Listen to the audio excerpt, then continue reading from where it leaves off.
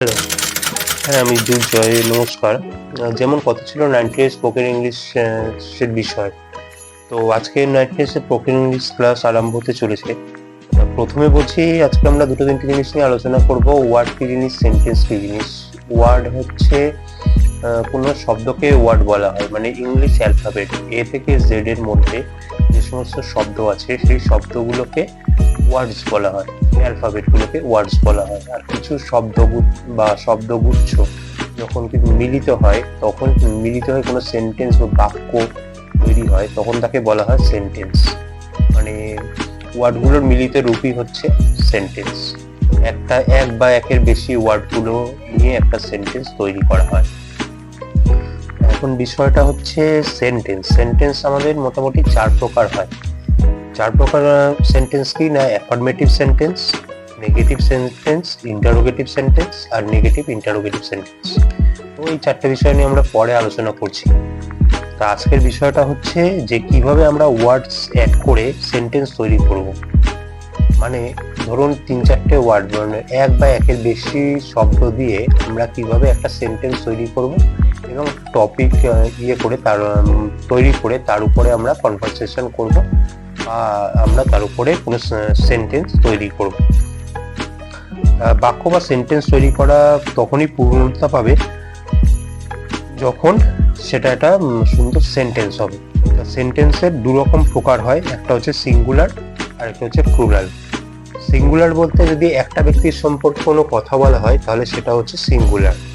মানে যদি আমি এখানে বলি রামের সম্পর্কে বলি তাহলে সেটা হচ্ছে সিঙ্গুলার। যদি বলি রাম ভালো ছেলে, তার মানে Ram is a good boy, তাহলে আমরা এখানে একটা ব্যক্তির কথাই বলছি, কারণ ব্যক্তি বলতে এখানে একটা জায়গার নাম বা একজন মানুষের নাম বা কোনো একটা বস্তুর নাম বোঝানো হচ্ছে, সেটাকে সিঙ্গুলার বলবো, মানে একজনেরই নাম থাকবে। এই সেন্টেন্সটার মধ্যে রয়েছে Ram is a good boy, তার মানে এখানে আমরা রামের কথা বলেছি, ইজ এ গুড বয় এটা হবে না, এখানে হবে রাম, কারণ আমরা রামের কথা বলছি, রাম ভালো ছেলে, সেটা হলো সিঙ্গুলার। প্লুরাল হচ্ছে এক বা একের বেশি যদি কোনো শব্দ বা জায়গার নাম বা বস্তুর নাম বা জিনিসের নাম যে কিছুই হোক সেটা হয়। যদি আমি এখানে বলি রাম অ্যান্ড শ্যাম, রাম এবং শ্যাম দুজনের কথা যদি বলি, মানে Ram and Shyam is a good boy, মানে রামও ভালো ছেলে শ্যামও ভালো ছেলে, তাহলে এখানে আমরা দুজনের নাম বললাম, রামের কথা বললাম শ্যামের কথা বললাম, তখনটা হবে প্লুরাল। এরপর আমরা এইগুলো জানার পর আস্তে আস্তে জানবো, আজকে ভিডিওটার মধ্যে হবে না, কিন্তু পরে আস্তে আস্তে আমরা জানতে পারবো যে ভার্ব কি জিনিস, মডেল ভার্ব কি, অক্সিলারি ভার্ব কি, হেল্পিং ভার্ব কি, WH ওয়ার্ড কি, কনভারসেশন আমরা কিভাবে করবো, সাবজেক্ট কাকে বলে, অবজেক্ট কোনটা, প্রিপজিশন, কনজাংশন, ইন্টারজেকশন, কনভারসেশন কোনটা, এগুলোই, বেশি কিছু না। আহ, কিছু একটা সেন্টেন্স তৈরি করে তার উপরে টপিক বানিয়ে সেটার উপরেই চর্চা করলে আমরা আস্তে আস্তে শিখে যাব। তা প্রথমে আমরা কিছু ওয়ার্ড অ্যাড করার আগে কয়েকটা জিনিস আমরা জেনে নেব, যে সেন্টেন্স বা ওয়ার্ড অ্যাড করে তার মিনিংও এগুলো জানবো। টপিক নিয়ে আহ, আমরা সেন্টেন্সের উপরে একটা টপিক বানাবো, টপিক তৈরি করে তার উপরে কথা বলাও শিখবো।